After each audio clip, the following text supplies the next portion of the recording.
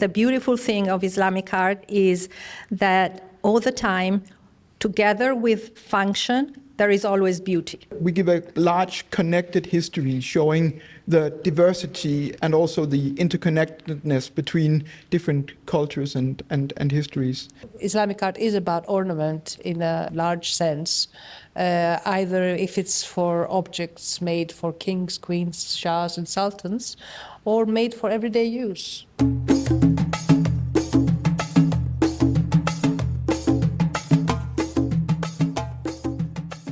Welcome to another episode of the Hwar AlMadar podcast. My name is Mikey Mhenna. This podcast series is in collaboration with the Islamic Arts Biennale here in Jeddah and afikra. And today we're talking about connections with the European collections of Islamic art and the Islamic world. With us, we have three, I'm going to read these properly so I get everything right. We have three amazing guests. We have Mina Moraitou, head of the Benaki Museum of Islamic Art in Athens. We have Rasmus Bech Olsen, the curator of Islamic art at the David Collection in Copenhagen.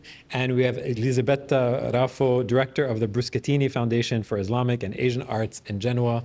Welcome, everybody. Thanks so much for joining us. It's lovely to be here. Yeah, thank you for having us. Okay, I want to start with these three institutions. And Mina, maybe we'll start with you. Give us a sense of what the Benaki Museum for Islamic Art is and its role in Greece. Maybe that's a good place to start. The Benaki Museum is a museum that is composed of different buildings. The core of the Islamic collection at the Benaki Museum was a private collection of our founder, Antonis Benakis. When the museum first opened in 1931, the Islamic collection was exhibited side by side with the rest of the collections, Greek, Byzantine, historic, jewelry, textiles, everything together. As the museum was getting on and getting richer and more acquiring more objects, and because of the importance of the Islamic art within all the other collections, it was decided to create a museum of Islamic art in a separate building, which opened in 2004. And this gave us the opportunity to exhibit the artifacts associated with the Islamic world in a better way, chronologically, more meaningfully. And these last 20 years have really exposed this collection in a much better way. It is a hub for the arts of the Eastern world, for the Middle Eastern world, for Greece. It's been an eye-opener for many of its visitors.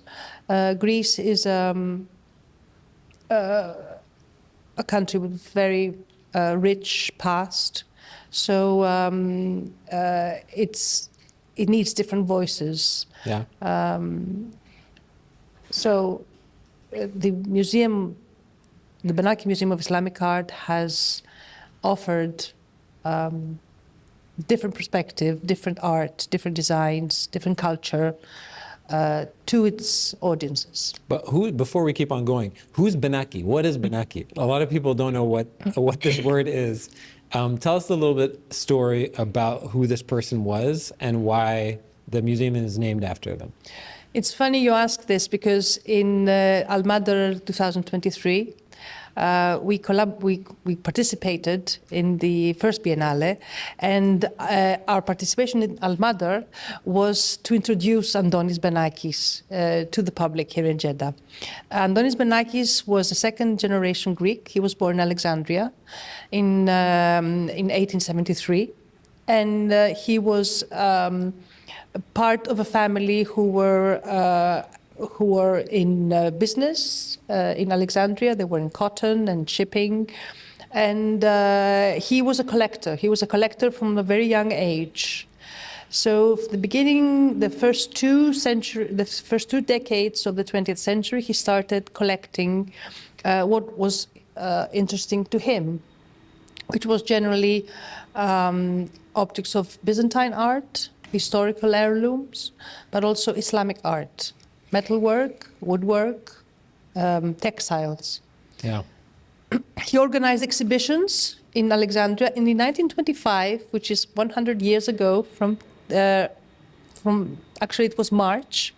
He co-organized with a historian, his name was Christoforos Nomikos.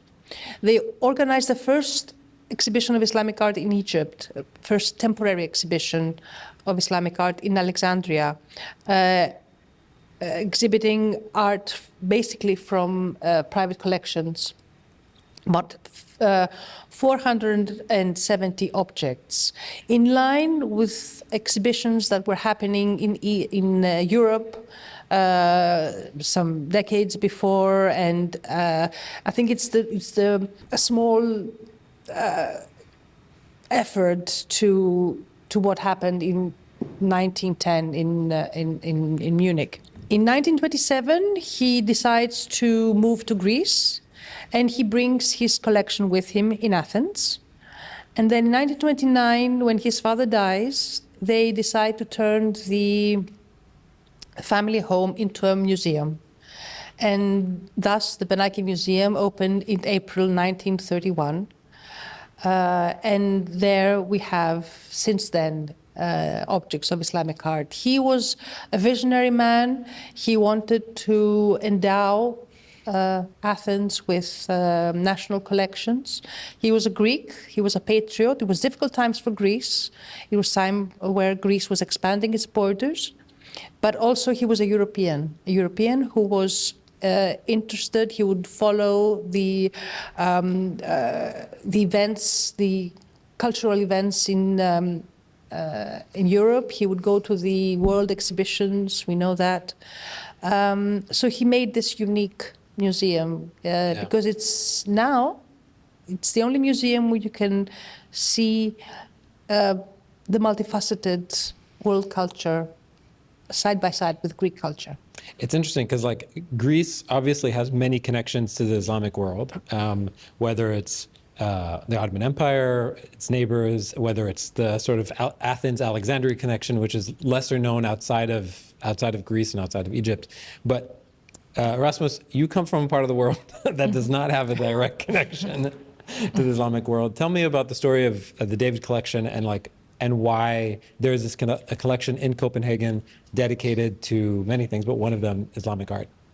Yes, well, we might as well start with the name of the collection itself, being the David Collection. It's named after the founder of the museum called Christian Ludvig David, who was a Danish attorney and businessman who was roughly contemporary to Benaki, but living and operating out of Copenhagen, Denmark. Mr. David came from a very affluent family, and he was orphaned at a relatively early age, inherited the family fortunes, and was then, along with his siblings, he inherited the family fortune, and he was then raised and brought up by his maternal aunt called Agnes Lund, who was a recognized Danish sculptor and artist. So beyond sort of paternal care and maternal care, she instilled with him a love for and an interest in art, which would follow him all through his adult life. He was a very industrious man. He joined several boards of emerging Danish companies in the early 20th century, and also helped found several companies that went out to do very well for themselves. Some of them, or at least one of them, might be very known to people today. It's a company called ISS International, which has branches and does services all over the world, but was in fact founded during David's period by David and other businessmen in Copenhagen as a cleaning and guarding service operating only in Copenhagen. Okay. Mr. David never really, he didn't have any family, he didn't have any kids, but he used to say, well, my art collection my artworks are my kids. Since when he was a young adult man, he started collecting, first of all, European art and Danish art, but then also later went on into Islamic art. And he collected Islamic arts. Did he sort of end the collection with that focus as he was collecting, or was the intention of, okay, we want to actually exhibit this, or this was a personal collection? When did it go from I'm a business person who's collecting art to I'm going to actually create something that's public facing? Well, he starts collecting art in the 1910s and 1920s, which is also when he acquires the building that becomes the home of the David Collection today. His venture into Islamic art is somewhat by chance, since he's connected to the director of the Museum of Arts and Design in Copenhagen at this period. And the director suggests to him to start expanding his collection of Danish and European art with objects from the Islamic world, since this, at this point, is an area that's completely unknown within Denmark. The same director also instructs another wealthy man to start collecting Chinese art. So you could say that in some ways it's a coincidence that David ends up with Islamic art. But C.L. David does what he knows best. He starts collecting ceramics, since ceramics is his long-standing passion also within European porcelain and related subjects. So he starts buying objects of Islamic ceramics, but not so much out of consideration of them being Islamic as of them being accomplished works of art that happen to come from Iran, Turkey, and this whole area. Yeah. Interesting. Elisabetta, explain to us the contrast between the collection that you're representing in Genoa and maybe some of who we just heard. I think that the main difference is actually the period when Bruschettini and David and Benaki collected. On one side is, Bruschettini is just the following time. So he started collecting in the 60s. So this is almost when David and Benaki finish. And unfortunately, Bruschettini died recently in 2021. We can say he's more of a contemporary kind of collector, but as I see him, he actually is still part of, let's say, the old style of collecting. I think he's much closer to Benaki and David in the way he actually looked at objects, the way he fell in love with objects, and I guess that the main difference is that obviously I worked with him. I've known him. Well, he was my uncle, but apart from this. He's a man that lived in our days, but I think that the main aspect that I'm facing right now is actually that he was in our days. He started collecting, but he came from a different roots of collecting, as said, closer to previous older ones, and the foundation now needs to move to the future. Yeah. So we're kind of in the middle of a change, and Bruschettini kind of is just in this moment. You know, when we were putting this collection together, this episode together, we were thinking about, okay, this idea of having a European collection of Islamic art, for some people who are listening to this who are based in Casablanca or based in Jeddah or based in Damascus or wherever, or in Berlin or in New York, might be thinking like, what is this? Why are there European collections of Islamic art? How private collections that turned into museums? Like, why is that? What makes those things special? Mina, I mean, for the Benaki Museum, it's a really important institution in Athens, in Greece, and in Europe. I'm curious about how you guys think about your role as a public-facing institution that has to, that collects Islamic art, that shows it to a public in Europe, but also has to work with the Muslim world. How do you guys think about that in terms of the work that you guys are doing? The Benaki Museum of Islamic Art is only one of 2 museums in the whole of Greece that does not display Greek art. So this gives an opportunity to show something different.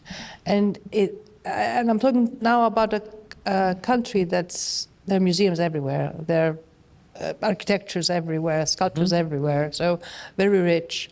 Our main audience for a long time, for me, had been the Greek public, because the Greek public needed to be exposed to Islamic culture and art, because it's a civilization that it's very close to us. Of course. Geographically and historically. It was a challenge to show how Islamic art for Greece is not only Ottoman art, because we were taught Ottoman history, our history is intertwined with the Ottoman period, so automatically it translated in the mind as Ottoman. Whereas one of the most interesting things to show is the multifaceted world of Islam, how it comprises of different people, different cultures, different geographical traditions, and through the objects we are able to do that.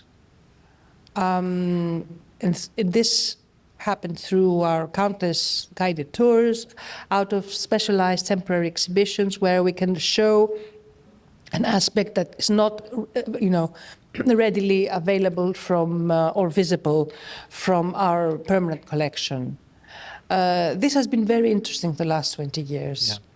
Yeah. And this involves both the public and the adults and the children, because we have specialized programs for different age groups, and we have school groups visiting the museum all the time. It's funny because his story is representative of the how expanded the relationship between Greece and the Islamic world is. I mean, insofar as he was born in Alexandria and he has that connection, and so much of Greece has this sort of Alexandria connection.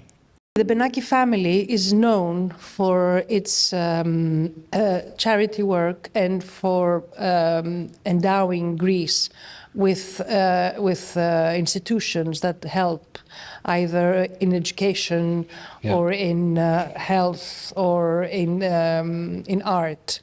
But it's not only Alexandria. We have connections, of course. Egypt and Greece have a special bond throughout the centuries, going back, to the many centuries ago.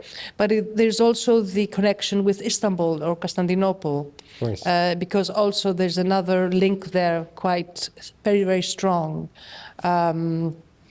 There's a difference between the community of Greeks in Egypt and the community of Greeks in Istanbul, in that in Egypt, they were there because they went there to work during the period of Muhammad Ali. So they were sort of like immigrants or business there for business opportunities.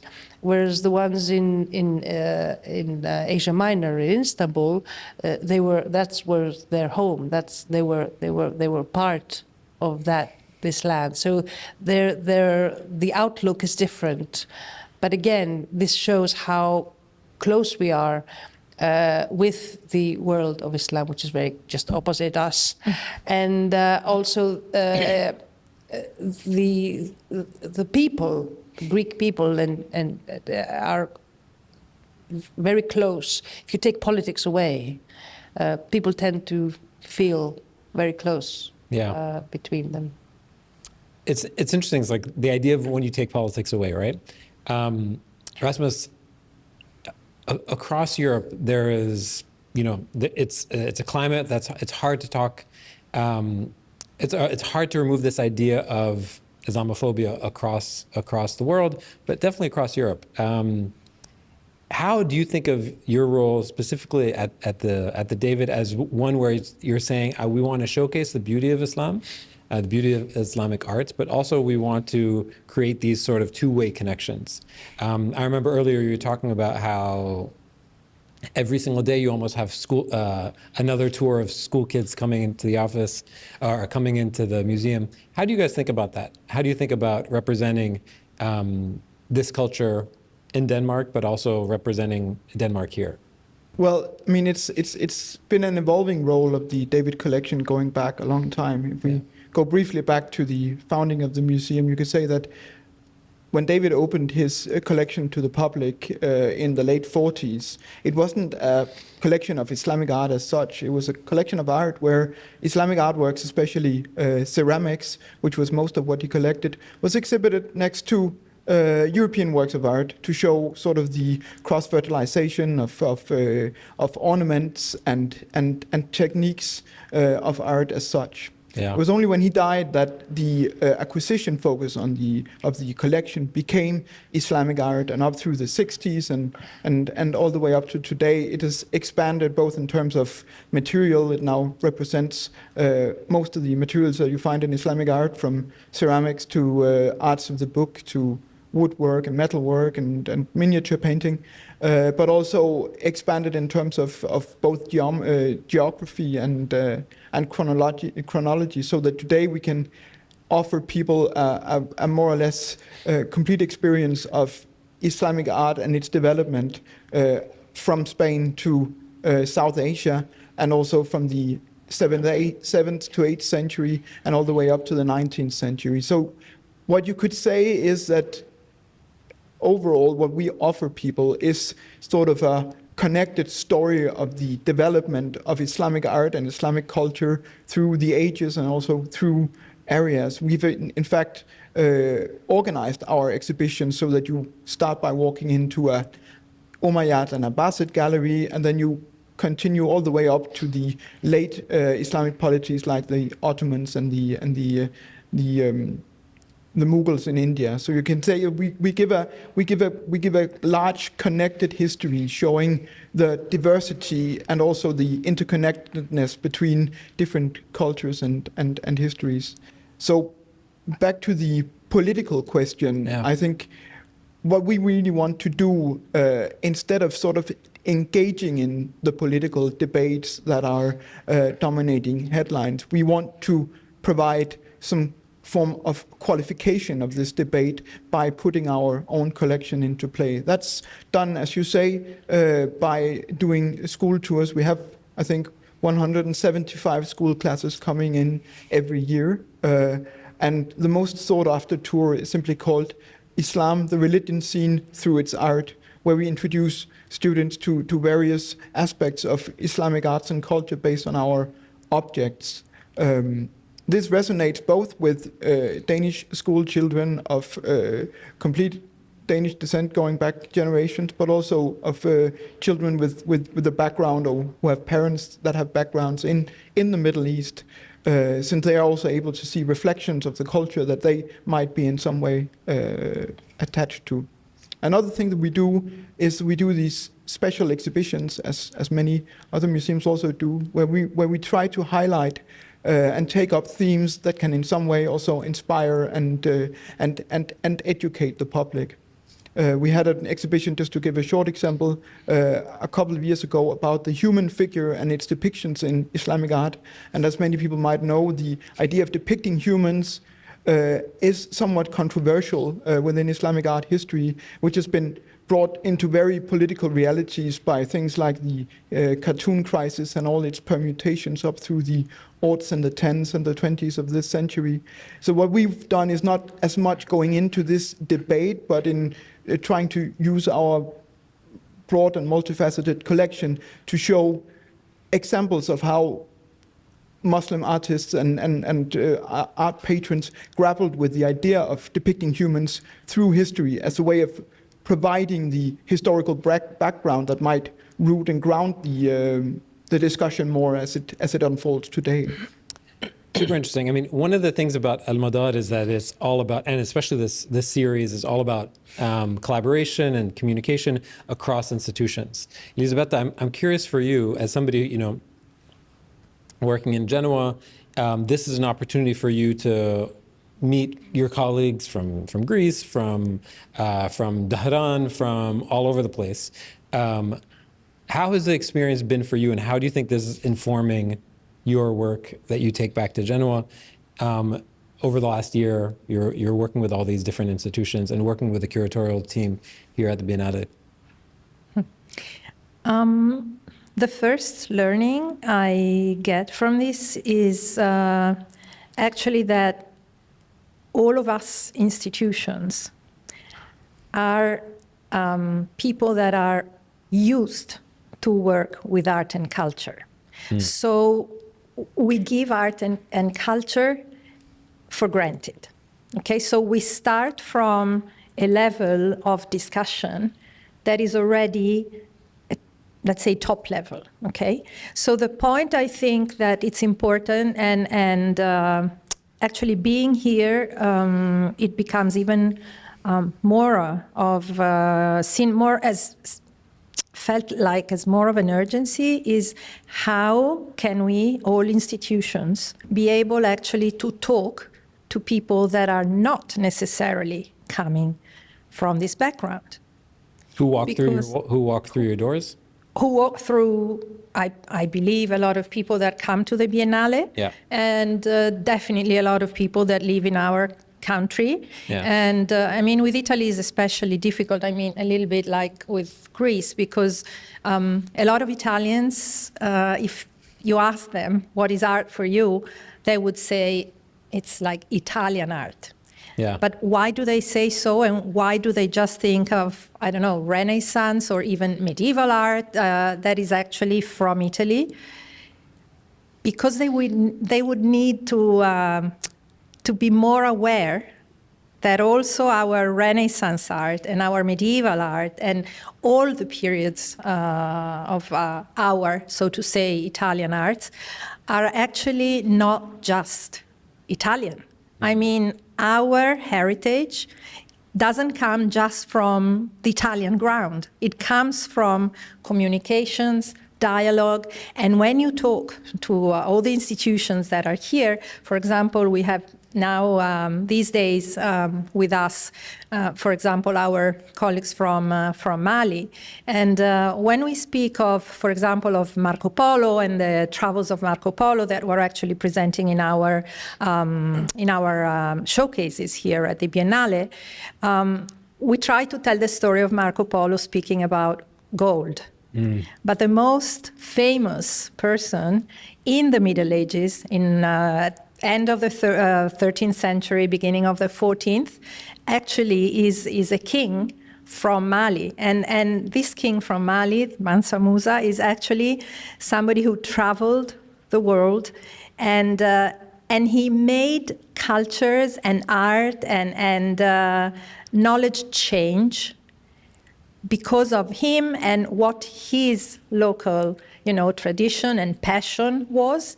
And so these connections are just in the DNA of all world art. And so we cannot look at art as like locally, but we always have to look at art. Well, we can say globally. We don't need... Globally, yes, because it's like global and local.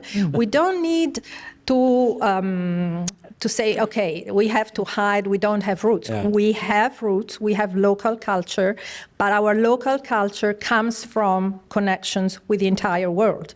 And we don't have to forget that until the discovery of the Americas, the known world was actually the world traveled by the great travelers, and the world was going from the Hercules columns, from the borders of the Mediterranean, the western borders of the Mediterranean, to China.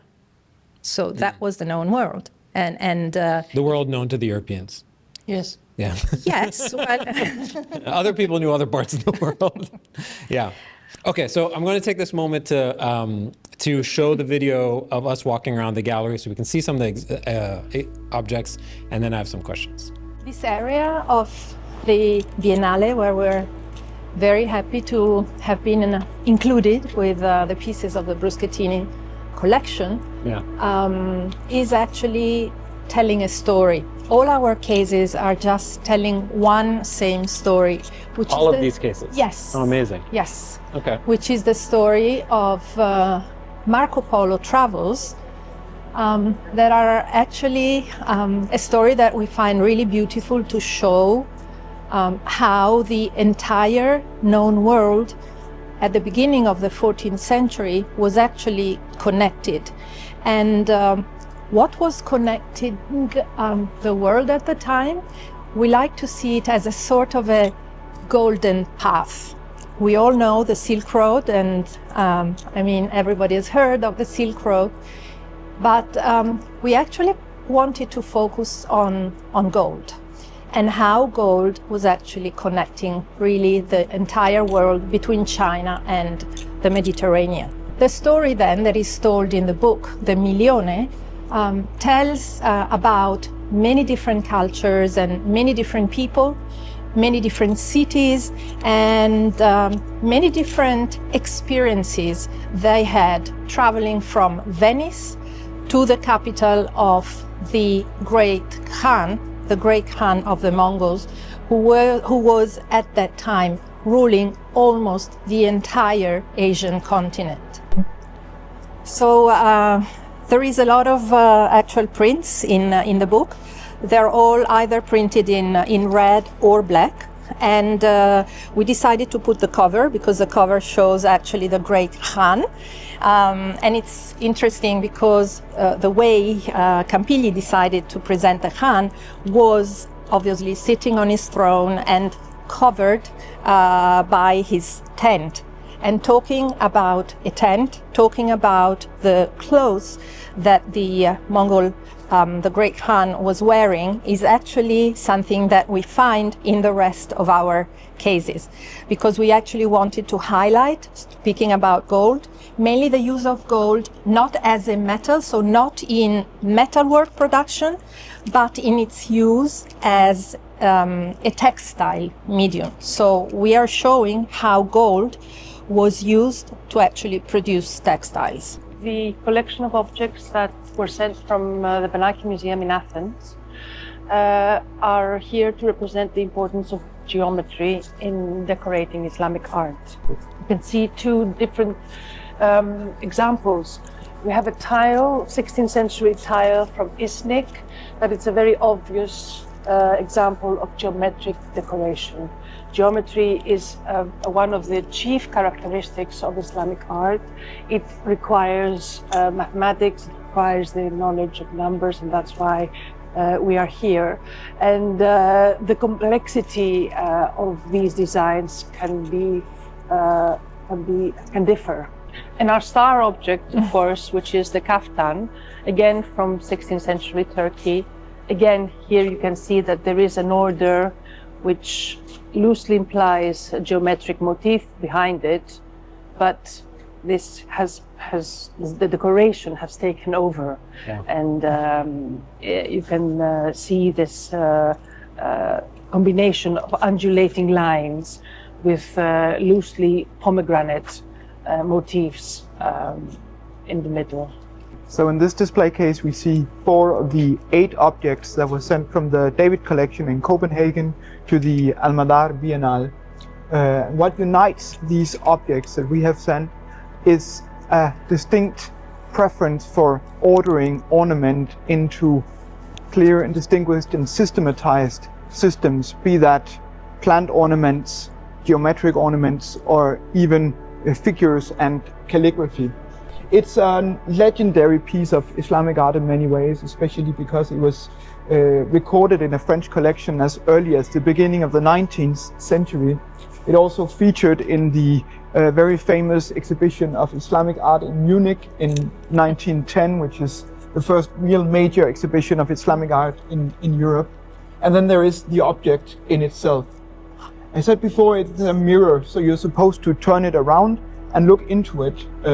It's made in Chinese style, meaning that it doesn't have a handle, rather it has an eyelet in the middle, so you could put a cord into it and hold this cord while handling it. Okay, so Elisabetta, here's a question for you.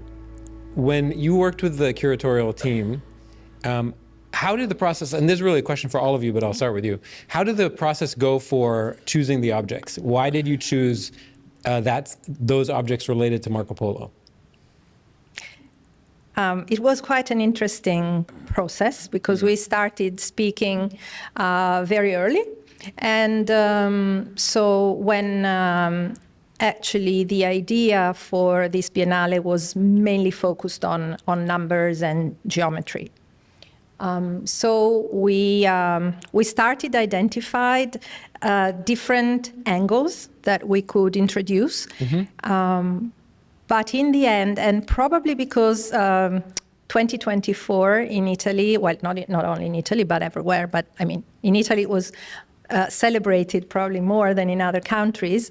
It was the 700th anniversary of Marco Polo's death. So we were working on that topic, and so not only Marco Polo, but we were also working on another specific topic that was panni tartarici, that is cloth of gold, that is textiles made in silk and gold. Marco Polo was connected with the textiles in silk and gold because along all his travels, and if you read the Milione, so the story of Marco Polo travels, the textiles and clothing in silk and gold are referred to many, many times throughout the entire voyage.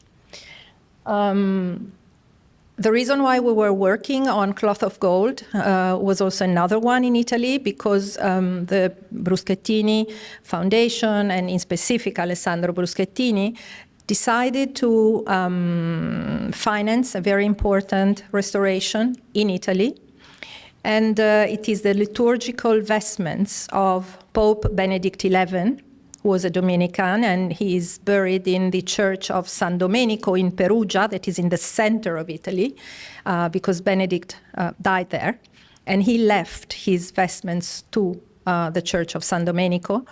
This pope is quite an interesting pope because he was a pope only for 1 year, between 1303 and 1304. So we're always in this period, 1300s.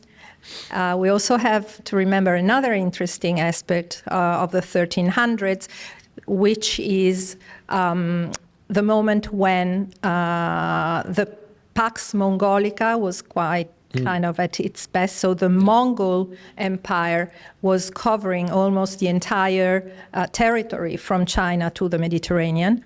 And it's also the time, exactly 1300, when Pope Boniface VIII, who was the Pope just before Benedict XI,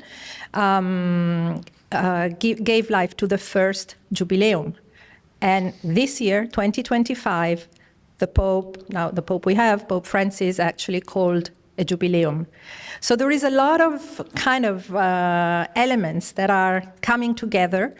And that's why discussing with the team and with the curatorial team, we said, do you think it's a good idea that we speak about Marco Polo travels? And we can put together all these elements.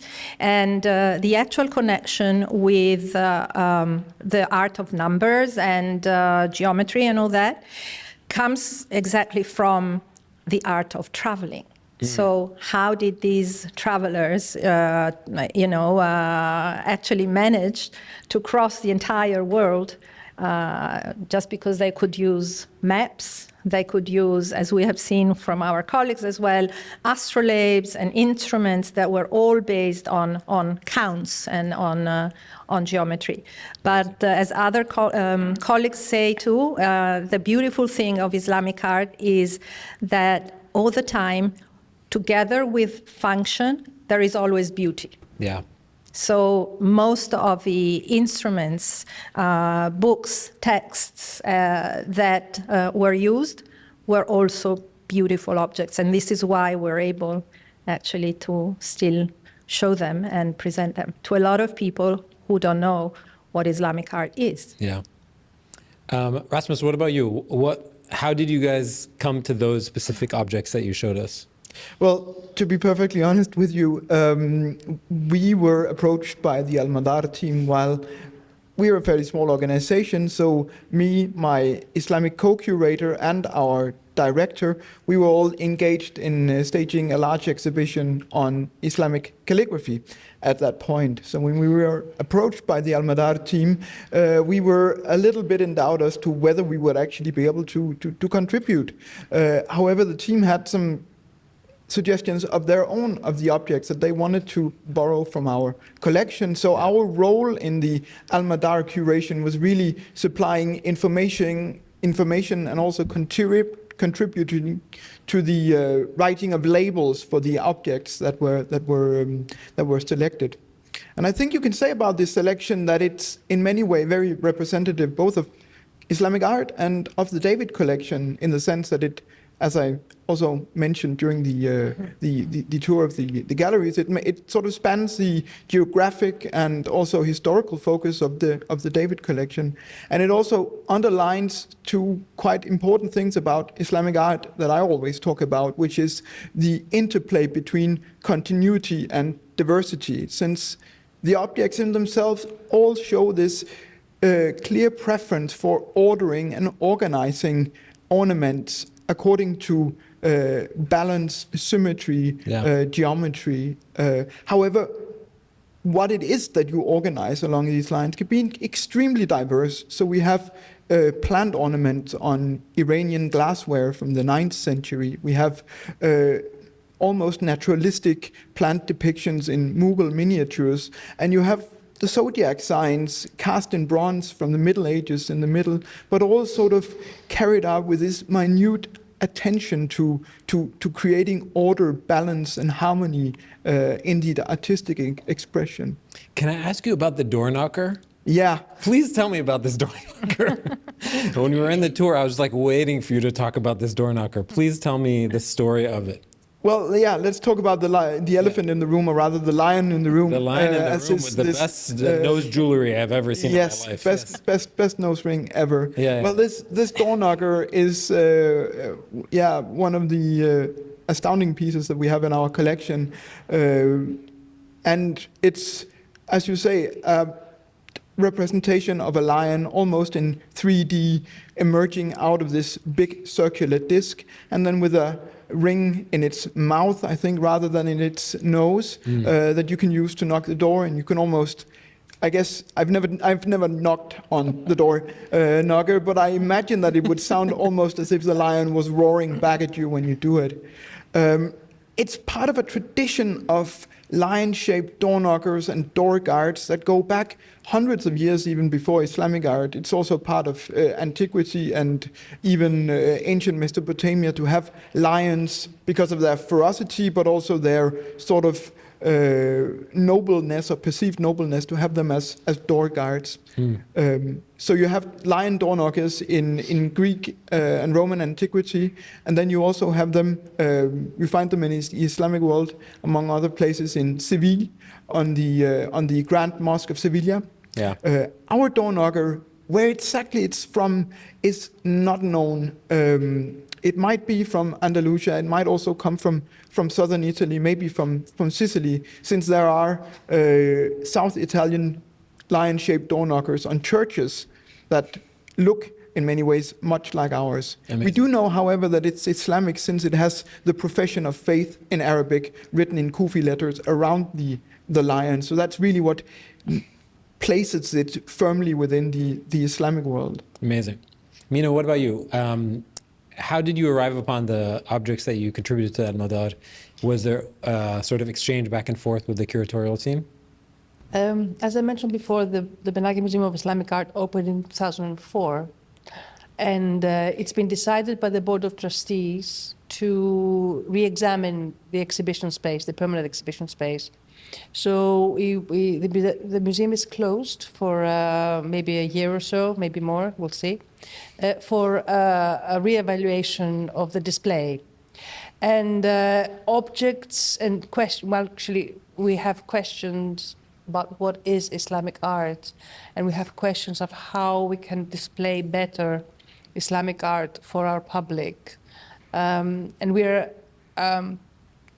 preparing an exhibition which will open in June in the north of Greece, in the city of Rama, where in an old 18th century Ottoman mosque will display sort of like a preview of the new exhibition about what is Islamic art. So geometry is one of the things we are working on, and this is why we proposed a selection of objects that show the importance and the different ways as geometry is used to decorate objects, the way it shows harmony, it shows how to divide the motifs, and how this connects Islamic art from different parts. So we have a luster dish from the Fatimid Egypt, we have one from the Seljuk times, we have tiles from Ottoman Turkey, we have metalwork from Mamluk period, we have metalwork from the Safavids, but all these different periods and different geographical areas are being connected by this. By the motifs and the way they are being used, and the way they cover the whole section of the object in this love of ornament, which is so important from historical objects to today. Islamic art is about ornament in a large sense, either if it's for objects made for kings, queens, shahs, and sultans, or made for everyday use. Yeah. And this is something that we wanted to communicate. Okay, before we wrap up, I have a question for each of you. Each of you have your expertise. You're working on these collections in your respective locations. I'm curious, do you learn anything when you come to these biennales? Do you walk in and thinking one thing and walk out and there's some new original thought that you didn't have about different people's collections or different people's areas of expertise? You seem to be nodding along. I'm curious because like the last couple of days, you and I have been talking and you're texting me saying, I need to walk around, there's still stuff I haven't seen. I need to walk around, there's still stuff I haven't seen. I need to walk around, Are you learning walking around? What new thoughts are being formed in your head as you're exploring the Biennale? Well, I'm still sort of trying to sort through all the impressions, but really coming to the AlMadar Biennale is like visiting, I think it's like 34 museums all at once, looking at their highlights. And that's really, normally that's not something you can do unless you have a private jet plane or something. Yeah. So it's a way of connecting some dots very quickly that might be connected slower in another setting. But it really underlines, I think, what is also should be hopefully felt also from the David collection and other Islamic collections, this immense world of connected peoples and connected cultures and artistic practices, and you get a feeling of exactly how wide this whole artistic field is when you go from one end of the Biennale, where you have manuscripts from Timbuktu, to the other end where you have Javanese shadow puppets and everything in between just moving amongst each other. So in that sense, I think it's incredibly inspiring for telling the entire and the multifaceted history of Islamic art to an audience. Amazing. Elisabetta, what about you? To me, apart from obviously seeing objects that I hadn't seen before, like, for example, I didn't even know they existed, but I don't know if it's my fault, or the masks that are presented in the Al-Muqtani, where the Furzia collection. There is these gold masks, and I was just like, okay, I didn't even think they existed. I didn't know they existed. Yeah. So the beauty of some of the objects, and you could spend such a long time in front of every single object. But to me, the most important thing, and what I think gives me more, and I think it's important to build on that, is people. It's the people you meet, is the different approaches, is and here in Saudi, I think what is very interesting is the young people you meet. There is so many young people, and our countries probably are a little older, and Italy is quite an old country, I have to say. So there is a way to, okay, we have these beautiful objects. How do we build our future? And what are the instruments that we want to use to kind of maximize the beauty and the learnings that come from the objects, and that as people we need to learn how to share with other people and with future generations. Yeah. So there is a lot of rethinking of, we were also discussing earlier, in our country, most of the museums are old museums, and the fact that you are now closed and you are working on rethinking how to display the museum is actually a clear proof of this. Super. So yeah, there is a lot that can be done, and I think that the Biennale gives the opportunity to actually work exactly on this. Amazing. Mina, what about you?